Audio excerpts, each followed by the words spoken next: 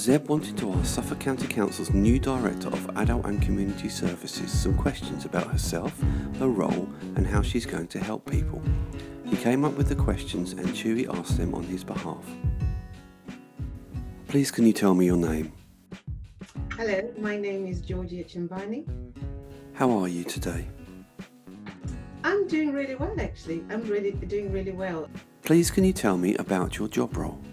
I am the Director for Adult and Community Services for Suffolk County Council. I started with Suffolk County Council on the 1st of January this year, 2021. And my job really is I am responsible for all the staff, social workers, occupational therapists, who work in adult social care, so who support adults in Suffolk that need support from Suffolk County Council. So it may be adults with learning disabilities, it may be adults in hospital, it may be adults with mental health problems. It's my role to make sure that everybody gets the support they need in the way in which they want that support. Have you learnt anything new over the last year? I think I've learned how strong we all are as people and as individuals, and how able we are to change when we need to change very quickly. I think before COVID happened, if we'd talked about changing things that in terms of the way we worked or the way we did things, a lot of us probably wouldn't have wanted to do it and thought it was too hard. So one thing I've definitely learned is no matter who you are a really, really strong person, and actually we all have the capacity to do amazing things when we're required to do. So things like wearing a mask all day or for long periods of time, working from home, using digital technology like this, I've learned incredible amounts. What have you enjoyed about lockdown? I think what I've enjoyed the most about lockdown is not spending ages in my car driving to and from work. But I've also enjoyed spending time with my family. So we've been able to cook a lot more meals instead of just having leftovers or beans and toast. So that has been really amazing. What have you not enjoyed about lockdown? Well, because we're cooking really well, we have lots of time to cook. I've put on a tremendous amount of weight. So that's the one thing I haven't enjoyed about lockdown. How are you going to make sure that people with learning disabilities are listened to by Suffolk County Council? Although I'm the director, I am a social worker at heart, and I still remember what it feels like to work as a social worker. So I think the biggest thing for me is always reminding everybody that I work with about why we do the work that we do. We do this because we actually enjoy working with people and supporting people to be independent. So the most important thing for me is to make sure that people with disabilities are at the center of everything that we do. And what sort of things, what does that mean? So that means things like co-production. So I don't want us adult social care to sit in our offices or sit at home or wherever we work from deciding things for people with disabilities. I want people with disabilities actually to tell us what they want us to do to support them. So that's all very much about listening, talking, keeping the lines of communication open, making sure that our documents are accessible. So, we talk in a language that everybody can understand. And actually in the times then when we don't get things right and people need to complain, which I hope isn't a lot, but when people do need to complain, making sure that actually we make things right and make sure that we learn from those mistakes that we make so that we don't keep making the same mistakes. Have you worked alongside self-advocacy organisations in the past? Absolutely. In fact, I started my career as a social worker. One of my first jobs was actually in the voluntary sector, working with women and children around improving their healthcare. It's a job I really, really, really enjoyed. And then when I came to the UK, when I worked in London, I did a lot of work with advocacy organisations that worked in the area of HIV and AIDS, drug and alcohol, learning disabilities. So for instance, MenCap did quite a lot of work with MenCap and Mind. Those are some of the organisations. So there's so many, but I'm a big, big, big advocate of actually working with voluntary organisations and self-advocacy organisations, because actually you hear directly from the people that are affected, the people that live those lives, and the people that we want to be able to support. Why did you start your working journey in social work and what made you choose it?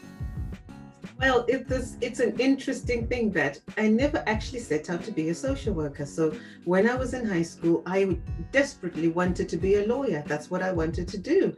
And for various reasons, I didn't go into law, and actually fell into social work. And how I fell into social work is there was a group of 6 of us friends in high school, and we were all wondering what we were going to do with our lives when we finished high school. And one of my friends said, well, my brother is just gone to a place called the School of Social Work, which is in Zimbabwe.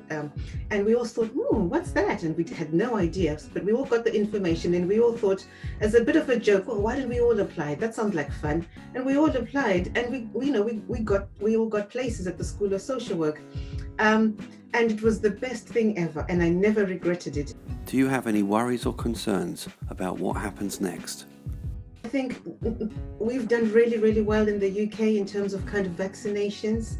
We keep hearing about new types of COVID, new variants coming up. And I suppose my only worry is, what does that mean for us? Does that mean that our vaccinations will not give us the protection that we were expecting? I think we've done so well. I want to make sure that we keep people out of hospital. We continue to ease lockdown so that we can all continue to see each other and enjoy our lives the way in which we want to be able to do. And also, I suppose, linked to that is the fact that I worry about if new variants come on board, that then mean lots of people unwell and going into hospital, further lockdown or more restrictions. It means that as social workers, we can't restart our face-to-face visits, which is something I'm really keen on us being able to do. It's not ideal having assessments via, Zoom or Teams or whatever. And I'd really like us, certainly as social workers, to be able to come out and start doing face-to-face visits and being able to see people, because I think there are a lot of people out there who are struggling, but we don't know are struggling because it's really difficult, because we can't see them, we haven't got access to them, or aren't able to talk to them in the way that we would like. So I think that's my biggest worry at the moment. What do you think the main problems in the world are for people who use services from social care, and how can we fix the problems, and how long do you think it will take? It's about just getting the right support, isn't it? I think so. The main problems for people really needing support is there's not enough money to be able to support people in the way in which we would like. There's not enough staff to be able to see people really, really quickly. And really, I think all of that comes down, as far as I'm concerned, to the support that we need from government. People who use services are telling us what they want, and that they're very happy to work with, councils like Suffolk County Councils and the government to make things better. And we also need some legislation, laws that support us to be able to do a bit more. What would you change in social care to make it better for people? I think if I had a magic wand, which I absolutely don't have, but if I had a magic wand and some fairy dust, I'd certainly want more money to support people in a personalized way. And when I say personalized way, it's not putting people into boxes and saying, well, you can only have this, so you either take that or leave that. It's about what would you like, and then we work around you to make sure that you have the support. And it's also about making sure that the people who support the people who require services, our families, carers, giving them support as well, paid carers, making sure that we give them recognition and more money, so that it becomes a job that people really want to do and aspire to do, rather than a job that people use as a stopgap between things. So money. I think money would go a long way. Thank you very much, Sebastian, and thank you for speaking to me. It's been amazing, and hopefully we'll be able to meet everyone in Suffolk People First at one of your meetings face to face, hopefully soon. Lovely to meet you all. Thank you very much for speaking with me today.